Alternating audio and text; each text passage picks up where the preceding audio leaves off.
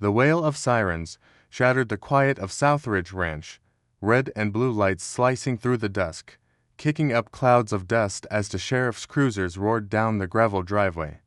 Hank Lawson stood by his weathered fence, a towering figure in worn boots and a sun-bleached hat, his callous hands steady despite the chaos. Dirt and sweat stained his shirt, and his old sheepdog, Rusty, paced at his side, tail flicking with unease. Hank wasn't fazed by the cruisers, he'd seen plenty in his years on this land. What caught him off guard was the piercing, self-righteous voice that followed. That's him, that's the man breaking every HOA rule in the book. It was Karen Bellamy, the new queen of the subdivision, hugging the edge of Hank's ranch. Barely a year in the neighborhood, she clawed her way to HOA president, armed with a pristine lawn, loud opinions, and an obsession with the code. The sheriff climbed out, hand resting easy on his belt. "Mr. Lawson, we got a call. Disturbance, livestock too close to the neighborhood, ordinance violations, trespassing reports." Before he could finish, Karen stormed forward, designer, sunglasses gleaming, waving her phone like it was a sheriff's star. "I've got video proof. His cows wandered 10 feet from my gardenia bush, a clear threat. I want him cited or arrested." Hank's withered face stayed calm, one eyebrow arching as he let the moment hang. Then, in a voice slow and steady, as the land itself, he said, "Sheriff, you might want to check her facts. Which city in the United States are you watching from? Drop a comment and share with us if you've had any run-ins with an HOA. We'll narrate your story on our channel.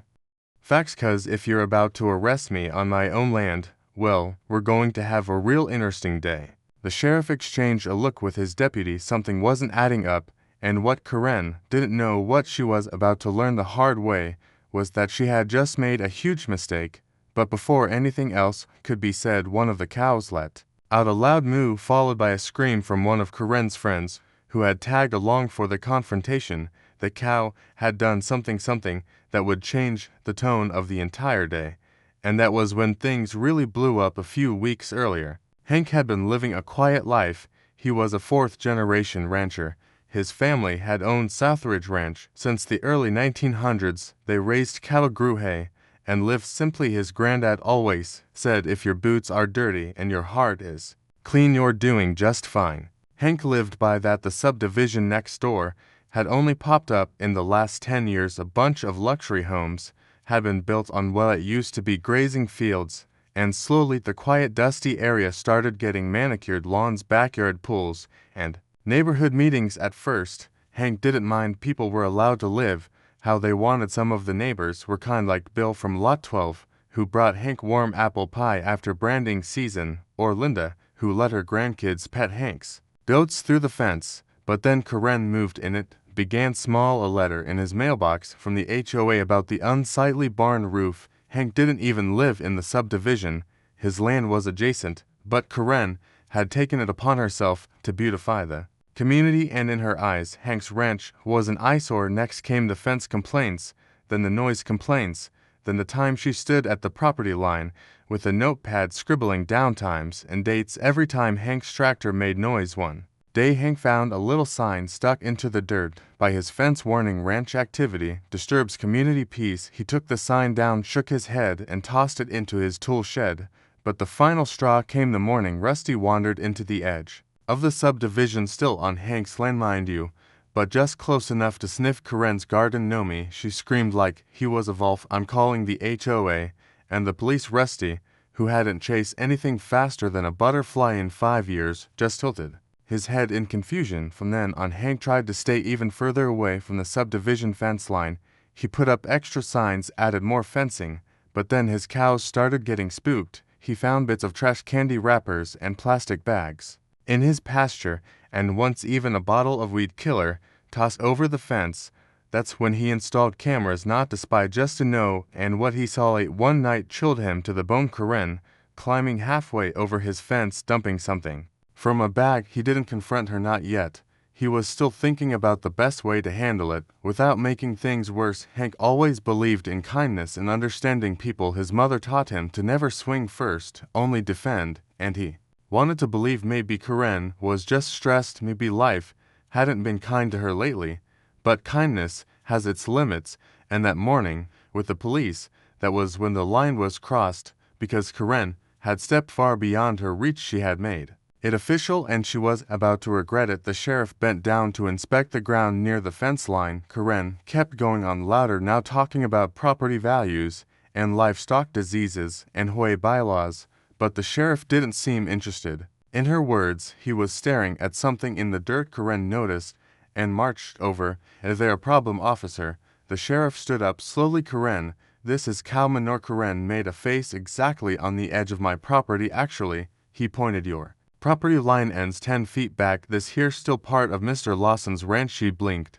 But the cows were near our land," the deputy chimed in. "Being near in a crime, ma'am." Karen's voice sharpened. "Then what about the fence? It's crooked, and that dog came too close to me." Rusty wagged his tail. The sheriff turned to Hank. "You said you had cameras installed." Hank nodded. "Got footage going back a month." Karen froze now. For the first time, her confidence seemed to crack just a little. Her sunglasses slid down her nose, revealing darting eyes. "What does that have to do with anything?" she asked a bit too quickly. The sheriff looked at Hank again. "Mind if we take a look?" Hank nodded once. "Not at all." He led them toward the barn, where the old monitor system was set up on a wooden table. Rusty trotted behind them. Karen followed, her arms crossed, jaw tight. But just before they reached the barn, one of Hank's cows let out that strange moo again. The one that had made Karen's friend scream earlier. Hank turned sharply. Something wasn't right. Then came the crash, a loud splintering thud from behind the hay bales. Everyone froze. The sheriff drew his weapon. "Stay back." Karen gasped. Rusty barked once, then bolted around the side of the barn. There was someone back there, and just like that the situation flipped from a silly HOA squabble to something much bigger. The air shifted, the kind of shift you feel in your bones before a storm hits. The sheriff's boots crunched over the gravel as he moved quickly toward the barn's far side, hands still on his holster. The deputy followed, eyes scanning, alert. Karen hesitated, torn between following and fleeing, her eyes wide now, not with anger but with fear. Hank didn't run. He walked calm but steady past the hay bales stacked to the rafters. He'd been on this land all his life. There wasn't a square inch of it he didn't know like the back of his hand, but even he didn't expect what he saw next. Behind the barn, tangled in a mess of tarp and splintered fence wood, was a teenager, not one Hank recognized. The kid looked up, startled. His jeans were muddy, and one arm was scratched and bleeding from where he'd fallen through the broken part of the fence. He'd been trying to run and failed. "What in the world?" Hank muttered. The sheriff lowered his hand from his gun, realizing this wasn't a threat, at least not in the way they'd feared. "You okay, son?" the sheriff asked. The boy looked like a deer in headlights, breathing fast. I wasn't stealing nothing, I swear. I was just trying to find a place to sleep, that's all." Karen finally caught up and peeked around the barn wall, shrieking when she saw the boy. "That's who was back here, a vagrant. I knew it. Probably hopped off a train or something. He could be dangerous." Hank took a step forward, ignoring Karen. "What's your name, son?" The kid hesitated, then mumbled, "Jake." "You hungry, Jake?" The boy blinked. "What, you hungry?" Hank repeated. The kid nodded slowly. "Yeah, eaten since yesterday morning." Karen scoffed. "You're seriously feeding him? He's trespassing. He could have diseases." The sheriff held up a hand to quiet her, then looked back at Hank. "You want to press charges?" Hank looked at the boy, scared. "Dirty, not much older than 16. "No," Hank said simply. "I want to get him cleaned up and fed." Karen gasped so hard she nearly choked on her own words. "You can't be serious. You're just going to let him stay here? What if he tries to rob you in your sleep?" "He ain't a threat," Hank said quietly. "He's just a kid." The deputy took a slow breath, his eyes softening. "We'll need to call child services, make sure he's safe." Jake's face went pale. "Please, no, don't send me back. I'll run again. I swear I will."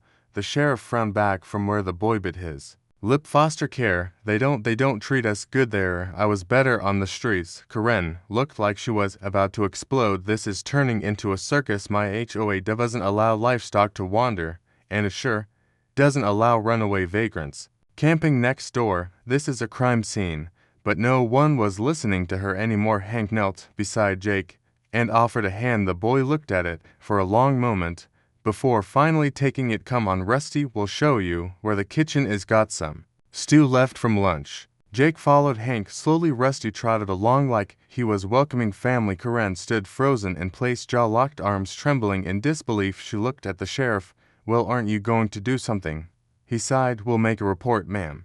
But this is private land, and last I checked Mr. Lawson hasn't broken any laws. Karen's face turned red. This isn't over. The sheriff looked back at her. No, mum, I don't think it is. Back in the ranch house kitchen, Hank set a steaming bowl of stew in front of Jake. The kid stared at it like it was made of gold. You don't got to do this, Jake said, his voice low. And no, Hank replied, well, that someone's got to show you. Not everyone out there's out to hurt you. Jake took the first bite and closed his eyes like he hadn't tasted warmth in weeks. You've been out there long? Hank asked. Jake nodded between bites. Almost a year. Bounced around homes before that. None of them wanted me after I turned 15. Hank leaned back in his chair, watching the boy. You got any family not that wants me? Rusty laid his head in Jake's lap. The boy flinched, then slowly scratched behind his ears. Hank smiled faintly. Looks like you got a friend already. Jake looked at the dog, then back at Hank. You're not scared I'll steal or wreck something? Hank shook his head. You had a dozen chances to run when you saw the sheriffs. You didn't. That tells me something. Outside the window, Karen was pacing near the fence line, barking into her phone. She's going to keep coming, and she? Jake asked. Yep, Hank said. Jake's eyes flicked to the window. Why she hate you so much? Hank chuckled. Wish I knew. Me, because I don't let her boss me around. Or because I remind her the world's not always neat and tidy. Just then the back door creaked open. The sheriff stepped in. I need a word, Hank. They stepped outside, leaving Jake with Rusty. She's filing an official complaint, the sheriff said. Wants zoning laws checked, safety inspections, wants to push through an emergency HOA vote to put pressure on you through county channels. Hank didn't look surprised. Let her, she's serious this time, the sheriff warned, and rich. She's got friends in high places. Money don't change what's right, Hank said. Let him come. But deep inside, Hank knew this was going to get worse before it got better. The next morning, the first hit came. The county sent an inspector, an official man in a stiff tie and shiny shoes, standing awkwardly on the ranch soil. I have an order to inspect all structures on this property for code violations. Karen stood just behind him, arms folded smugly, already taking pictures with her phone. Jake stood near the barn, nervous. Hank gave him a calm nod. They led the man around, showing him everything: clean stables, strong fencing, safe storage of feed and tools. But then they got to the hay loft. The inspector looked up at the rafters, pulled out a notepad, and sighed. This structure is out of compliance with updated wine resistance regulations. It'll need to be retrofitted or torn down. Karen's smile widened like a snake. You hear that, Hank? Looks like the charming old barn is coming down. Hank kept his face still. How long do I have to comply? The inspector hesitated. Technically 14 days. Karen's laughter was like nails on a chalkboard. Tick-tock. Rancher Jake looked at Hank. What are you going to do? Hank looked up at the barn. His granddad had built it with his own 2 hands. That barn had stood through storms, droughts, even a tornado once. I'm going to fix it, Hank said. Karen blinked. Excuse me, I'm going to bring it up to code, every nail, every beam. That'll cost a fortune, she snapped. I've got tools, I've got time. And I've got help, he said, clapping Jake on the back. Right. Jake nodded. Right. Karen's smile fell for the first time, and that's when Hank leaned closer to her and said quietly, you came to burn me down, Karen, but all you did was give me a reason to build. Karen stood there stunned as Hank and Jake turned back toward the barn, already talking about what supplies they'd need. But behind them, just out of earshot, the inspector picked up his phone and whispered into it. Yeah, you were right. The kid's here. Looks like he's staying. Pause. No, he doesn't know yet. Pause. I'll handle it. And with that, something darker began to unfold. The sky was the color of rust by the time the inspector drove off. Dust hung in the air like it had something to say, but no one was listening. Back at the barn, Hank was already sketching plans on an old wooden table, pencil behind one ear and sleeves rolled up. Jake stood across from him, holding a measuring tape in one hand and a hammer in the other. He looked unsure, like a kid who'd been handed responsibility for the first time and didn't quite know how to wear it. You sure you trust me with this? Jake asked. Hank didn't even look up. You held that fence together yesterday when the wind kicked up. That's enough for me. Jake cracked a smile. Wasn't much, just wedged a board in place. Sometimes the small things keep big things standing. Hank said. Jake didn't reply, but he stood a little straighter. For the next few hours, they worked in a rhythm that didn't need words. Hammer saw a measure lift. Rusty laid in the shade till thumping now, and then for the first time in a long time the ranch felt like a home again. Not just for Hank, but for someone else too. But the peace didn't last. The next morning a black SUV rolled up the dirt road, sleek, polished, out of place. Jake was in the barn loft, tightening new bolts into the rafters. When he heard voices, he peeked out the loft window. Karen was there, of course, standing beside the SUV like she'd summoned it from her front yard, but next to her stood a woman in a gray pantsuit, heels sinking into the gravel, holding a thick folder. Jake squinted. He couldn't hear what they were saying, but he saw the way Karen pointed straight toward the barn. He felt cold all over. He knew that look. He'd seen it too many times. Panic snapped through him. He climbed down from the loft, grabbed his backpack from the workbench, and started for the fence line. But Rusty barked loud. Hank came out of the house, wiping his hands on a rag. Jake froze. The woman in the pantsuit turned, her eyes locked on him. She said something to Karen, then started walking fast in Jake's direction. Jake bolted. He didn't think, just ran. Hank shouted his name, but the boy didn't stop. He sprinted past the stables, past the feed shed, and straight for the far pasture where the tree line could swallow him whole if he made it there. But the woman was faster than she looked. She didn't chase him, but she reached the fence, pulled out a badge, and said loud enough for everyone to hear, "Jacob Myers, under state order, you are to be taken back into foster care custody immediately." Jake stumbled. Hank walked toward the fence, eyes narrowed. "You want to explain why you're showing up on my land without so much as a phone call?" Karen stepped forward, all smug and shiny. "He's a runaway, and he's underage. Keeping him here is illegal. That's harboring a minor. I told you, Sheriff, this man is dangerous." The woman didn't take her eyes off Hank. "I'm Agent Madison Kruger, Child Protective Services, and according to my report, Jacob Myers has been missing for over 6 months. If he's been here the whole time, he hasn't." Hank cut in. "He showed up just days ago, and he ain't been hurt. He's safe. You're welcome to talk to him, but you're not talking him without a court order. That's not your call to make, Mr. Lawson." Hank folded his arms. "The hell it ain't." Karen gaped. "He just admitted to breaking the law." "No," Hank said calmly, "I admitted to being kind." Jake had stopped running. He stood at the edge of the pasture, breathing hard, fists clenched, watching everything unfold. Agent Kruger sighed, looked at Jake, then back at Hank. "If the boy refuses to cooperate, I'll be forced to involve the sheriff's office." Hank didn't blink. "Then you'd best do that, 'cause I ain't about to stand here and watch you drag a kid back to a system that's already failed him." Karen scoffed. "Oh, please. That's exactly the kind of bleeding heart nonsense that got you into this mess." "No, ma'am," Hank said.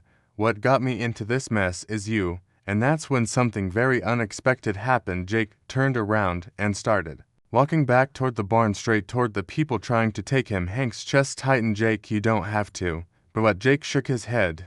"It's okay, Hank." He stopped in front of Agent Kruger. His voice was quiet but steady. "If I go back, I want to be placed somewhere that doesn't feel like a prison, somewhere with people who don't just shove food at me and lock me in a room." Kruger looked surprised. "That's not typical foster care policy." "I know what typical is," Jake said. "I lived it. So, if I got to go back, it better be different this time." Kruger didn't speak for a long moment. Then she nodded slowly. "We can talk, but you need to come with me. Just for now." Jake looked back at Hank. Hank gave the smallest nod. Rusty whed as Jake walked toward the SUV, climbed in, and shut the door. Karen was beaming. "Well, that's one problem solved." But Hank wasn't looking at her. He was staring at the woman in the pantsuit, and the way she looked back at Jake in the mirror, cold, calculating, like she was checking off a box. And suddenly Hank had a feeling this wasn't over, not even close. That night, the barn was quiet. The hammering had stopped, the laughter between Jake and Rusty gone. Hank sat on the porch with a cup of coffee gone cold, staring out across the pasture. He knew he should feel proud. He'd helped the boy, protected him, gave him food, work, and dignity. But all he felt was the silence. Then the phone rang. He picked it up, expecting it to be the sheriff. But the voice on the other end wasn't who he expected. It was Bill, the neighbor from Lot 12. "Hank, you might want to come out front. There's something happening." Hank stood, walked out to the fence, and stopped in his tracks. A crowd had gathered, not angry, not yelling, just neighbors from the subdivision. Bill, Linda, a few others. They were carrying toolboxes, paint cans, with planks. Hank raised an eyebrow. What's all this? Bill smiled. Heard you got 2 weeks to fix that barn. Linda held up a drill. Figured we'd help. Jake's not the only one you've helped over the years. Another man stepped forward. You've been hauling hay for my dad since his back went out. We ain't forgot. Karen stepped out from behind her porch light. Stunned. You're helping him after everything? Linda turned toward her. Yes, Karen, because Hank helps people. That's what good neighbors do. Karen's jaw fell open, and for once she didn't have a single word to say. Hank looked at the crowd, at the tools, at the people standing up for him, for Jake, for what was right, and in that moment, he realized something big. This wasn't just about a barn, this was about something deeper. But then, a truck pulled up fast. The sheriff climbed out, face tight. He marched straight toward Hank. We got a problem. What kind of problem? The sheriff looked Hank dead in the eye. Jake's gone missing. The words, Jake's gone missing, slammed into Hank like a kick to the gut. What do you mean gone? He asked, stepping forward fast. He was in state custody. They took him. The sheriff nodded grimly. He was. But he never made it to the center in Preston. That's where Agent Kruger was supposed to bring him, but he never checked. In a silence fell over the small group of neighbors behind Hank. What are you saying? Hank asked, his voice low, saying that the agent who picked him up wasn't with CPS. We don't know who she was. It felt like the air had been sucked out of the sky. Karen's porch light flickered. Hank's mind raced. The badge, the paperwork, the SUV, everything had looked legit. You telling me she was fake? He asked slowly. The sheriff nodded. Looks that way. Someone in the crowd gasped. Linda put a hand over her mouth. Karen stepped forward, frowning. That's ridiculous. I called her. I found her through the HOA legal form. She had credentials, which she likely forged. The sheriff said.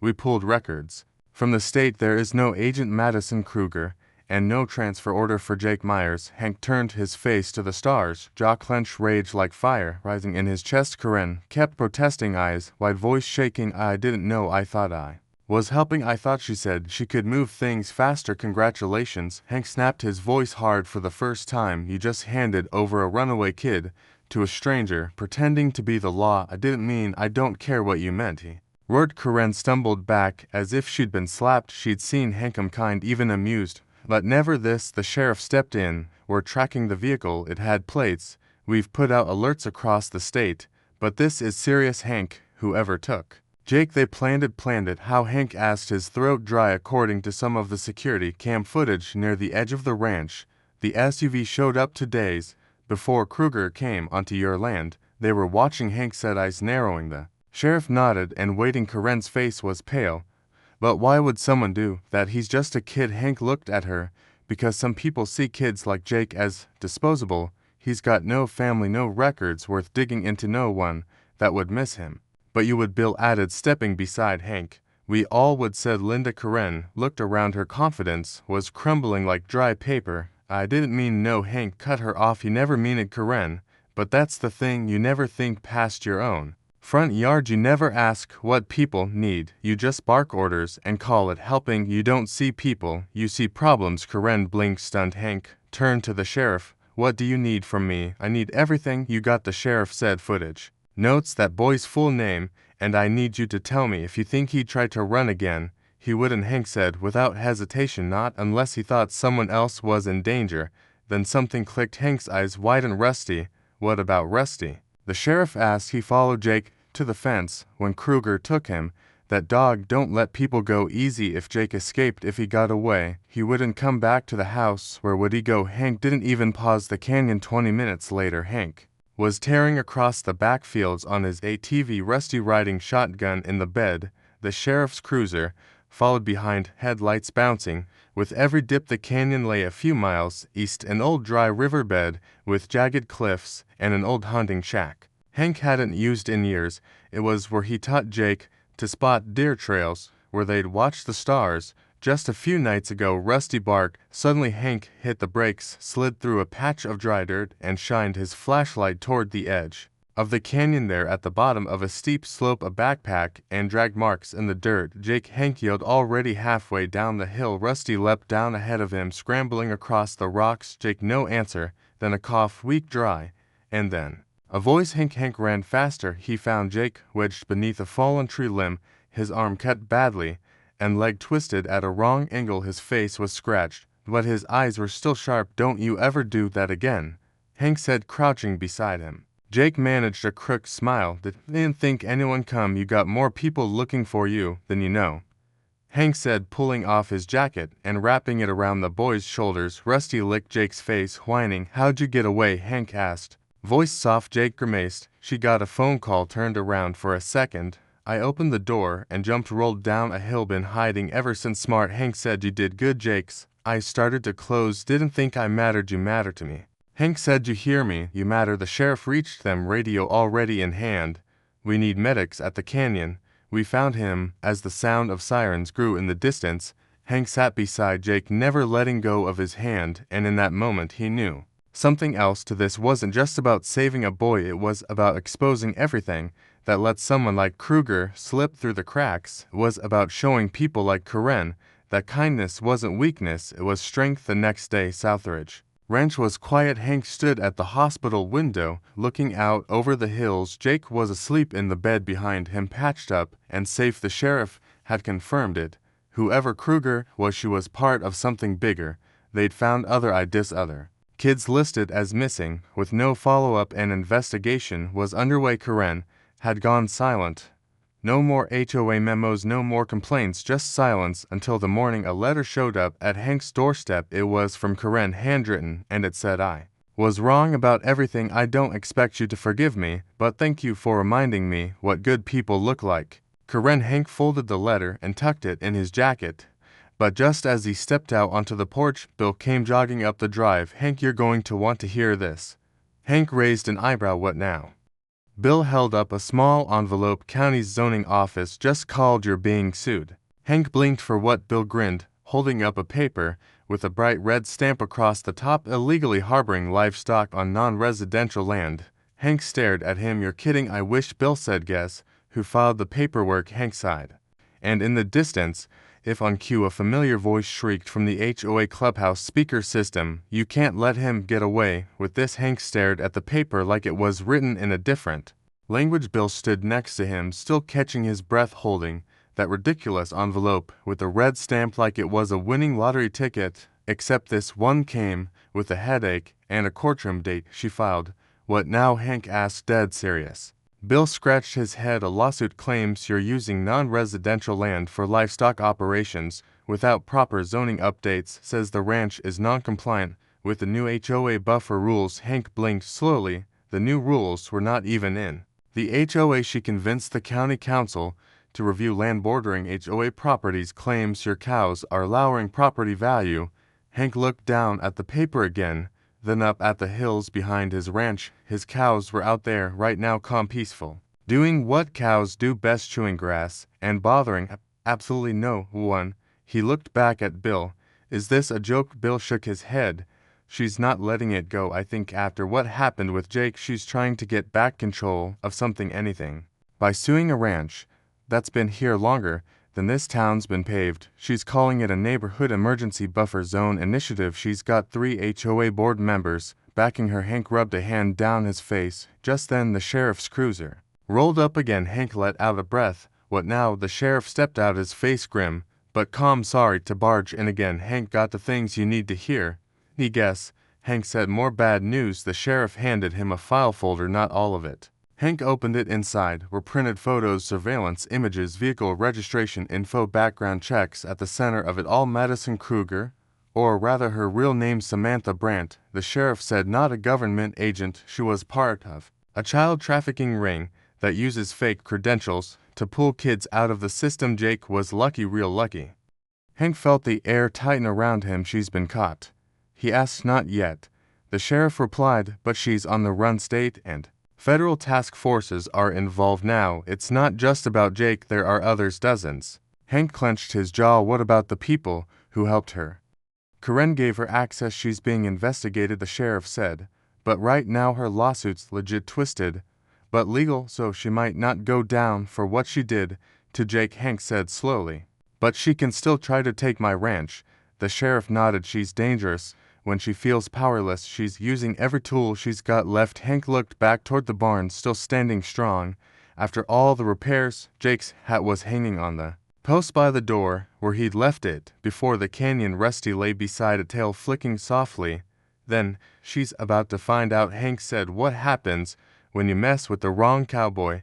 2 days later, the courtroom in Burnt Valley County was packed. Reporters, neighbors, HOA board members, even Linda was there with a folding chair and a giant travel mug of tea. Karen walked in wearing a navy blue pantsuit, holding a massive binder flanked by 2 polished attorneys who looked like they'd never stepped on dirt in their lives. Across the aisle, Hank wore jeans boots and a clean white shirt, nothing fancy, just Hank. Jake sat behind him, legs still in a brace, but healing. The sheriff sat beside him. Rusty was outside, tied to a tree, howling any time Karen so much as glanced toward the building. The judge entered case number 2113. The bailiff read Karen Bellamy and the Southridge Estates HOA versus Hank Lawson, owner of Southridge Ranch. Karen stood, all smiles. Your Honor, we're here today not to stir conflict, but to preserve community standards. The defendant's property, while technically bordering our neighborhood, has directly impacted our quality of life. Noise, animal waste, runoff, and safety issues. We have petitioned the court to restrict his livestock from occupying land within 200 feet of our residential lots. The judge raised an eyebrow. Mr. Lawson, your response? Hank stood up, calm, solid as a tree. Your Honor, my ranch has been here since 1912. Our land is properly zoned for agriculture. Our fences are legal, our animals contained, and every inch of what we do is by the book. This isn't about cows. This is about a woman who lost a fight she started and is now trying to win a war that doesn't exist. Karen's lawyers objected to the personal attack. Hank didn't flinch. Continue, the judge said. Hank held up a USB drive. This contains the footage of Miss Bellamy trespassing on my land at night, dumping chemicals near my fence line, and collaborating with a known criminal who abducted a child from my property. Karen's jaw dropped. Gasps rippled through the courtroom. That video, under state review, her lawyer stammered. Hank turned to the judge. The sheriff has confirmed the identity of the suspect. This woman handed a child over to her without verifying credentials because she cared more about appearance than the boy's safety. Jake looked down at the floor. The judge looked at him gently. Also have statements, Hank said, pulling papers from a folder from 6 neighbors confirming she manipulated the HOA into changing zoning interpretations without informing non-member residents like myself. The judge tapped her pen. Miss Bellamy, she said, did you attempt to use legal zoning codes to push your neighbor's livestock operations out of range? Karen stood up slowly. I did what I thought was best for our neighborhood. And did you verify the credentials of the woman you brought to remove a minor from the premises? She had ID. She looked official. Did you check with CPS first? Karen paused. No, but enough. The judge said this court will recess for deliberation. She stood and left. Karen sat down, slowly, blinking fast as if realizing for the first time how deep she'd sunk. The ruling came 2 hours later. The judge returned to the bench. The courtroom fell silent in reviewing all evidence and testimony. The court finds the following: the Southridge Ranch is in full compliance with county zoning laws. The petition to restrict livestock activity is hereby denied. Furthermore, due to the unverified facilitation of an illegal custody transfer, this court is referring Miss Bellamy and the Southridge Estates HOA board to the state attorney for investigation into potential endangerment and abuse of authority. Karen's mouth fell open. One of her lawyers sat back inside. The other just stared at the table. The judge turned to Hank. Mr. Lawson, your property and your character remain intact. Let me say personally, thank you for what you did for that boy. Hank tipped his hat. Just doing what's right, ma'am. The gavel slammed. Once the room erupted. Bill slapped Hank on the back. Linda wiped away tears. Rusty barked from outside like he knew. Jake stood up on his good leg, eyes glassy. You did it, he whispered. Hank turned to him. We did. Karen stood frozen as people walked past her, as the cameras flashed, as the reputation she'd built brick by manicured brick started to crumble around her. And maybe, just maybe, she realized what it felt like to be powerless.